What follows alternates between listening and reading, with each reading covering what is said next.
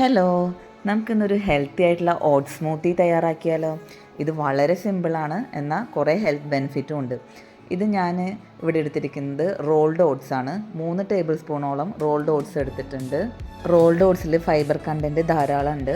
ഈ smoothie diet ചെയ്യുന്നവർക്കും diabetes ഉള്ളവർക്കൊക്കെ സ്ഥിരമായി കഴിക്കാൻ പറ്റിയ ഒരു സ്മൂത്തിയാണ്.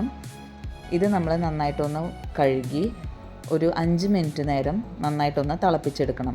ആ സമയം കൊണ്ട് ഇത് നന്നായിട്ട് കുക്കായിട്ട് വരും. 5 മിനിറ്റ് കഴിഞ്ഞ് നന്നായി വെന്തതിന് ശേഷം ഞാൻ അതിലേക്ക് കുറച്ച് roasted nuts and seeds add ചെയ്തിട്ടുണ്ട്. ഇവിടെ ഞാൻ എടുത്തിരിക്കുന്നത് റോസ്റ്റഡ് ആയിട്ടുള്ള ബദാം, പംകിൻ സീഡ്, സൺഫ്ലവർ സീഡ്, പിന്നെ കറുത്ത എള്ള്, ഫ്ലാക്സ് സീഡ്. ഇതാണ് 2 ടീസ്പൂൺ ആഡ് ചെയ്തിരിക്കുന്നത്. ഈ സീഡ്സൊക്കെ ഞാൻ മുമ്പേ റോസ്റ്റ് ചെയ്ത് ഒരു വലിയ ബോട്ടിലാക്കി എടുത്ത് വെച്ചിരിക്കുകയാണ്. ഈ സ്മൂത്തി ഉണ്ടാക്കുമ്പോഴൊക്കെ ഞാൻ അതിൽ ആഡ് ചെയ്യും. അതിന് ശേഷം നമ്മളൊരു ബ്ലെൻഡർ എടുത്തിട്ടുണ്ട്.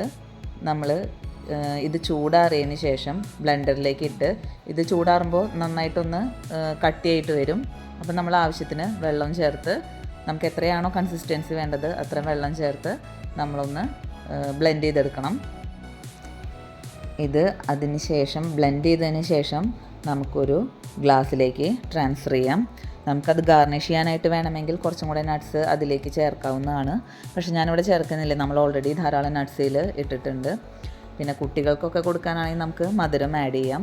ഇനി മുതിർന്നവർക്ക് മധുരം ഇല്ലാതെ കുടിക്കാൻ ബുദ്ധിമുട്ടാണെങ്കിൽ വേണമെങ്കിൽ കുറച്ച് ഹണിയും കൂടെ ഇതിലേക്ക് ആഡ് ചെയ്ത് കൊടുക്കാം. അങ്ങനെ നമ്മളെ ഹെൽത്തി ആയിട്ടുള്ള ഓട്സ് സ്മൂത്തി റെഡി ആയിട്ടുണ്ട്.